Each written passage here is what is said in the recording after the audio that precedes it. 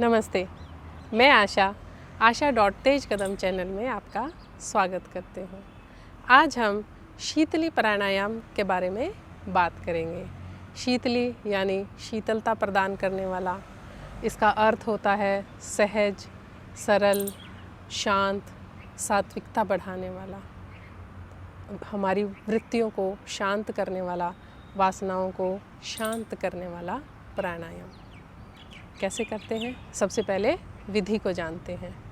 किसी भी आसन में जिसमें आप सुखपूर्वक बैठ सकते हैं, चाहे वह सुखासन हो, वज्रासन हो, पद्मासन हो या अर्ध पद्मासन हो, उसमें बैठ जाएं।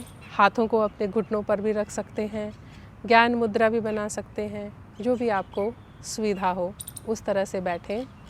कमर और गर्दन को सीधे रखते हुए, कंधों पर और भुजाओं को रिलैक्स करते हुए, उनको आराम देते हुए आराम से बैठें।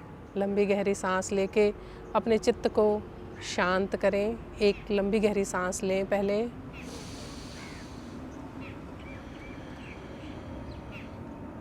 उसके बाद जीभ को बाहर निकालें।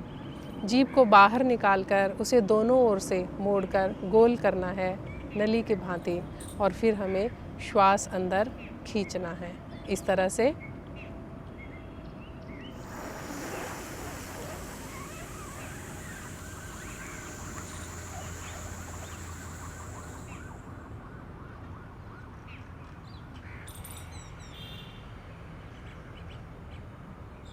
जीभ को गोल करके हमने श्वास को भीतर भरा और फिर हमने नासिकाओं द्वारा मुंह बंद करके, जीभ को अंदर करके नासिकाओं द्वारा श्वास को खाली किया। इसको हम टुकड़े टुकड़ों में भी कर सकते हैं। आइए देखते हैं दूसरी विधि कैसे। जीभ को गोल करें और धीरे धीरे सांस को ऊपर तक भरेंगे ऐसे।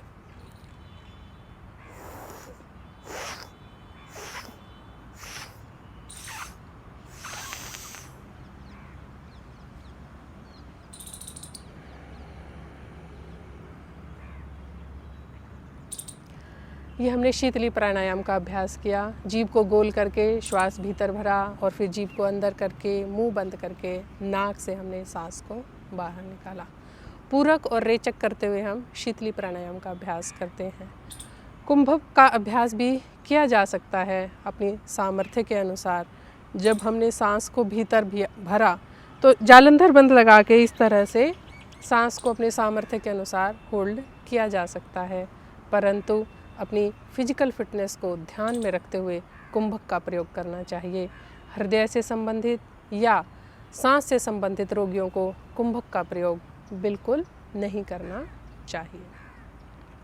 साथ ही ठंडे प्रदेश में रहने वाले लोगों को शीतली प्राणायाम का अभ्यास नहीं करना चाहिए।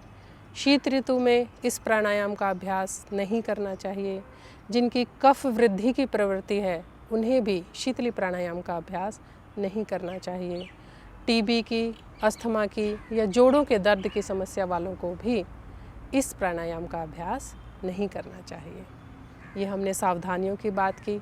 अगर हम इसके बेनिफिट्स की बात करें तो इस प्राणायाम से हमारे भीतर सात्विकता विकसित होती है, सत्व गुण में वृद्धि आती है, हमारी वासनाएं शांत होती हैं, मानसिक स्थिरता बढ़ती है, रक्त का शोधन होता है। ज्वर जैसी समस्याओं में इसका अभ्यास करने से ज्वर शांत होता है।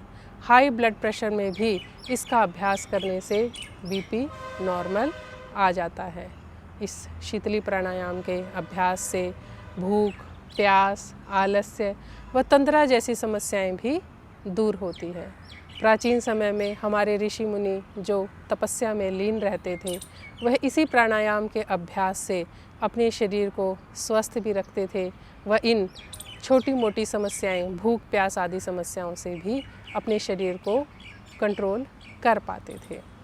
इस कम से कम 5 बार से शीतली प्राणायाम का अभ्यास शुरू करना चाहिए और इसको अधिकतम 21 बार तक किया जा सकता है। लेकिन फिर से ध्यान रहे, लो ब्लड प्रेशर में और सर्दियों में इसका अभ्यास बिल्कुल नहीं करना चाहिए। एक और विषय के साथ फिर मिलूँगी, तब तक के लिए धन्यवाद, नमस्कार।